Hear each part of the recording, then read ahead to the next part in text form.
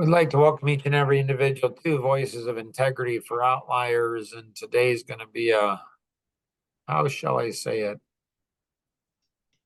Uh, an interesting podcast for sure. So, Rosanna, uh, how do you feel the pain of other people?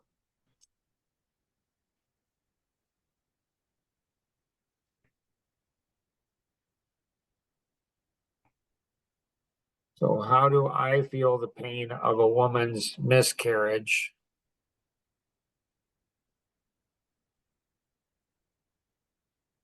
Um, Before Jonathan died.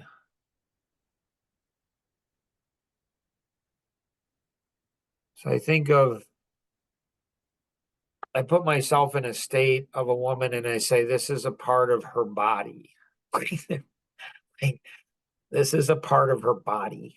Like this is who she is. This is like an arm or a leg, but it's more than that. It's a living being. I think it's like so it's just like it's part of who she is. And so when she loses that, when she loses that, it's a part of her died. Like, like a part of who she is died. Understanding women and how they often feel guilt and they haven't been trained. Very few women have been trained in good guilt and bad guilt. And so women tend to have a lot of guilt and a lot of it's not good. And so a woman will then start to feel guilty. So in addition to the loss,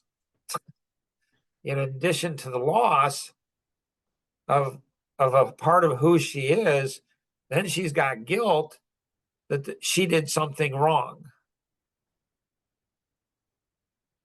She didn't eat right, sleep right. She didn't. So there's something that she did. And if she's aware of the guilt, that's good. It's hard.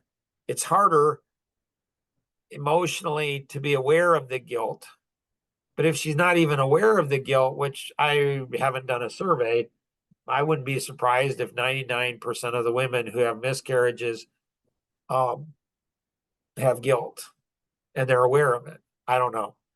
But if they're not aware of it, it's even harder for them because then they have this sadness and this something that they're not even aware of and they can't. So if we're not aware of it, if we're not self-aware of what it is, it's like, so then I go ahead and try to become a woman and think about what is she feeling? Like, what's the essence of what she's feeling? Like the loss is potentially greater than any loss that I've had. And even before Jonathan's death, I've had loss. So with Sandy, when I was 16, um, there was a loss there. Like, it's like a really, really good friend and a girlfriend, and then I lost her. And so there was loss. And so loss it's hard. When I was, I don't know, 11? And I came home from school and my dad says, King, my Cocker Spaniel dog, died. There was this loss that was just, this loss was massive.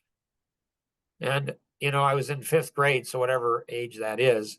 And so I'm in 5th grade and I'm walking. Wait a minute, it wasn't King. Well, I don't think it was King. So I have the loss. I remember the loss of King, but then I remember Christy dying. And I was 12 when that happened. I was 12, I think, ish. I was 5th grade. I think her name was Mrs. Weideman. She was my 5th grade teacher. And I don't know if my parents or me, somehow she found out that my youngest sister had died 7 days old. And there was this loss that I had. And she was walking me home, kind of. She was walking with me out by on this, on the sidewalk. And she said something about she had had a miscarriage. So she tried to go ahead and relate her loss to mine. And so I've had loss and it hurts. So what I try to do, Roseanne, is I try to go ahead and feel my pain and be present in my own pain. And then I go ahead and then I try to be with the person without stealing their pain. So it's kind of, I think it's funny, but it's weird. Like, it's like when Jonathan died, Tom Coons handled that beautifully. And there's some people who handled it really well. There's others that had good intentions. And it was fine because I understood why, because of some of the experiences that I had had over life. And so, when you have a son that's 30 years old and he dies and died the way he did, that loss is like, it's just crazy. But because I had had other loss, it had built up my mind to be able to understand how to process loss and go through it. My kids had never had the loss I had had. And so some would go ahead and, the ones who seemed to have the most loss, they knew how to do it. Like, Mark, I can't even imagine what you're going through. I can't even process it. Where others would say, oh, that's terrible. Yeah, I know how that feels. I lost a dog. And the truth is, maybe it was the same. Like, I don't know. I mean, I lost a dog too. It was not the same as losing a son. And so what I try to do is I try to go ahead and feel, and I couldn't have articulated this, Rosanna, without our walk this week, where I understood the process, where a lot of times we get sucked into the pain. And so I don't know. I would think it's okay to share Rosanna you know, and Ginger Ann. I think she would be okay with it. Your thoughts, Rosanna? He would be. Okay. And so people are connecting into your energy now. And so what they're thinking is, she said she was okay, but I don't know if she really meant she was okay. So I'm sensing I have a fair amount of confidence with you, but Tom Kuntz also said, what's interesting about you, Mark, I've never seen anybody that's more sensitive than you are. He says it's crazy. Like, you get permission from people to do things, and it's not the people who give you the permission that get hurt, it's the people around them that get hurt, which is fine. So we'll ask that again just for everybody else's benefit. Are you okay with sharing or not? Yeah. Okay. That's a little better. People are like, okay, yeah. So we were on a walk, and Ginger Ann was going to the clinic with going to a doctor visit or something. And the last time she went to the doctor visit with Ginger Ann lost the, a little one. And so we're walking and talking, and Rosanna says, I'm going with Ginger Ann for this and doing a checkup and stuff. And I'm like, okay. And she's like, I hope I don't have the same experience that I had last time. And I'm like,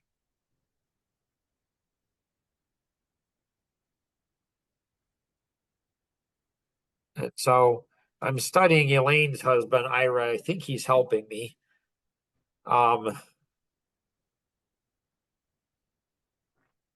And so I said something about, yeah, I'm not sure that I'm not, I think there's a better way you could look at that. And immediately I processed it. I processed what was going on. So what Rosanna had done is internalized Ginger Ann's loss, but then it became about Rosanna, not about Ginger Ann. I just knew it. It's like, oh, you know. So I thought immediately, I thought Rosanna's being selfish. She's not, she's being selfish. She's not looking at it. She's not really feeling Ginger Ann's pain, or she's feeling Ginger Ann's pain in a way that is not going to be the healthiest. And so, so Rosanna could look at it that way. It's not that it's a wrong way to look at it, but she could look at it. And she was there for a moment with her oldest daughter where she had a connection and felt the pain. Right when Ginger Ann felt the pain, they both had this unbelievable experience that was like, wow, like that is so cool. Not that the situation happened, of course, but she was able to go ahead and experience pain with her daughter. It's not about Rosanna, it's about Ginger Ann, and it's not really about Ginger Ann. It's about that little one that was lost, that Grandpa will never be able to play with here. That's not about Grandpa's pain. It's about a pain that a woman feels that men tend not to feel.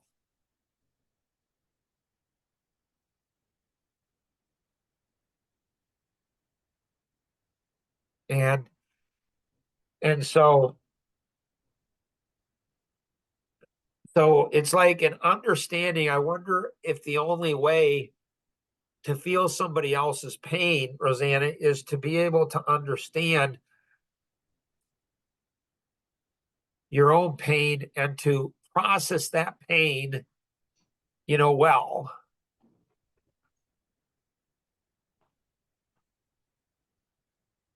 Does that help, Rosanna, or not so much? Yeah. As you were sharing all the different pains that you were talking about, the pain of loss, etc., I I had this sense. I'm like, I don't know that I feel that. I've had losses. I've lost grandparents and I've lost, aunts and stuff. But I haven't really, how shall I say it? I don't think I felt it like you have. Right. And so Yep. feeling somebody else's pain, if you don't know how to feel your own, how do you do that? Well, you just go through it, you handled it really well. Like you're studying Elaine and how to be a wife that where her husband can say something that, husbands are probably fearful of saying, but you know, and so Ira does a great job in sharing it in the, right way, right time. I don't know, something. He does a really good job, and Elaine does a really good job in feeling what he's saying and understanding the truth of it. And there's this, so you're studying Elaine, I'm studying Ira, and our marriage is getting better because of it. And so it's like when I go ahead and say to you, it's selfish, it's not bad, it's just like to be present with Ginger Ann, to be present with Ginger Ann and to go ahead and just cry with her about the loss of the last one. You know, do you remember the names of the three kids that we get named, the three kids that we lost, the three miscarriages we had? Do you know the names of them? Um, One, I just remember Sam. I don't remember the other two. Yeah, I don't Melissa remember does. any of them. Melissa's Melissa had does. Melissa's had six or something, and I think she knows the names of all of them. So Yeah. she feels pain deeper than you and I do. Right. And so I think one of them is Skyen, I think. I don't remember. But like, so she's hurt by you. She has a higher expectation from you because you're a woman and a mom than she does me. So I have an advantage because she doesn't expect as much of me. But there is an awareness that she feels this deeper than you and I do. And so that awareness of that feeling touches her heart because maybe there's no other person on the planet that can feel her pain like her dad does. Now I want her husband to have that top position. And so, but he's going to need to be trained. Like he doesn't, in part because, he's Amish, farm animals, when you're farm animals, things are, you know, animals live, they die. It's just a part of life. And so when you're raised in that environment, you just, you know, you just deal with death. It's a part of life. If you're English, you don't have those experiences if you don't live on the farm. You're not used to death. So our grandson, it seems like he was far, far, far more upset. Our oldest grandson was far, far more upset about his hamster dying than his uncle dying. And I was fine with that. I understood because the hamster had little synapses in in our grandson's, mind more so than his uncle did. And so the synapses of meaning and purpose and loss, it's almost like a part of your brain gets killed when something dies. When a relationship ends, it's like you don't know how to process all of those synapses, all of those things. Does that make sense? Yeah. Elaine, in answer to your question on internalization,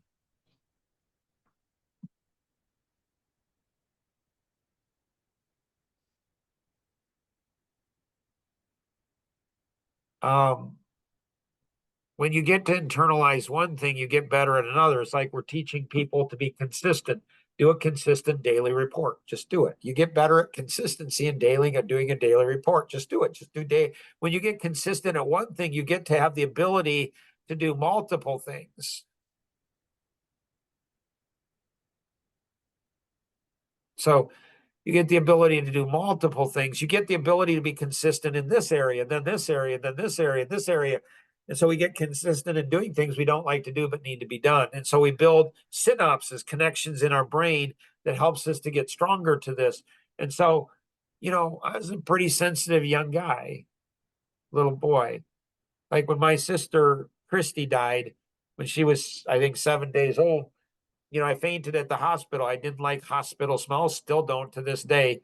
It's gotten better, but they had to have smelling salt. And so I could feel my mom's pain. I could feel her pain of the loss. Yeah, I didn't know my sister. In a way, it wasn't that big a deal. My youngest sister, Kim, is a much bigger deal to her than it was me because it was a sister she never had. So she feels that pain to this day far, far more than I feel the pain. I feel the pain more of my mom. And then she wanted to bury Christy. And then the women at the church mocked her or made fun of her, did something to her.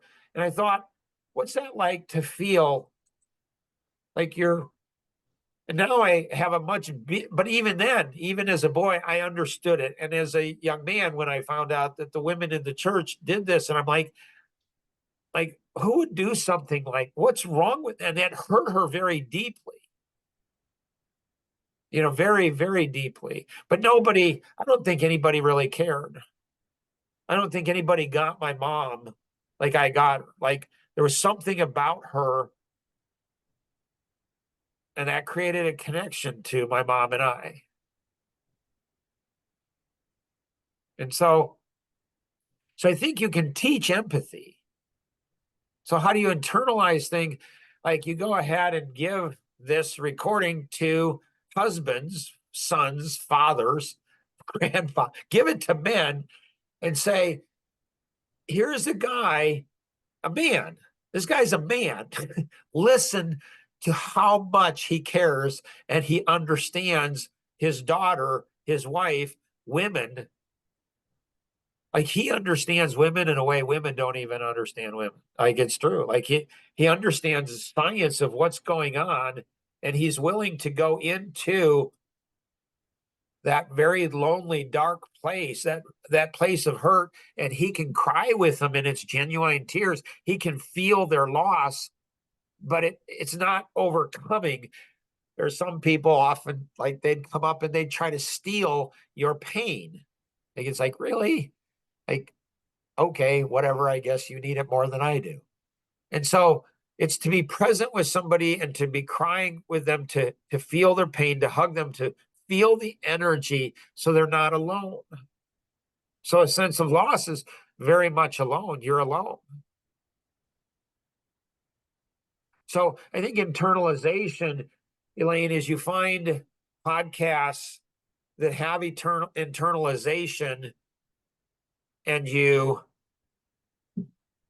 know, and you go ahead and then you have people listen to it, Elaine, and then have them communicate with you what they saw, what they heard, what they read in that, and then see, and then you explain what you see, and they're like, there's a big difference between what Elaine is seeing and what I'm seeing. Does that make sense, Elaine? Yes. So you expose them. Jonathan was very, very sensitive to women.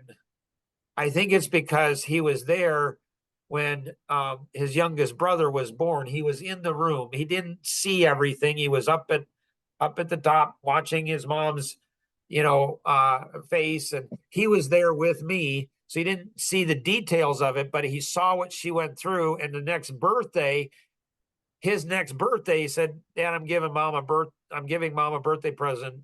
I'm like, "Oh, that's weird." Or whatever. And then Rosanna came to me and said, "Do you know why he gave it to me?" And I said, "I don't." It was his birthday and he gave her a present. Why? Because he felt his mother's pain of what she went through when she gave birth and brought him into the world. Probably one of the best things that could ever happen to boys is to go ahead and see what a woman goes through to bring life into this world. So you expose them to it. Does that make sense, Elaine? Yeah, I think so. And that's with anything. And so like I can internalize most everything, which is both good and bad. You and I have had conversations about that. And so it's one of the gifts of being a grandfather too, is when your little grandkids, they come up to you and they show you something that's exciting. Like CJ, when he showed us, his art project, I got excited about that. Like, why? Because I can internalize, like he created something, he made something, he's proud of it. And so I can go ahead and internalize his excitement and become excited. And together that creates connection.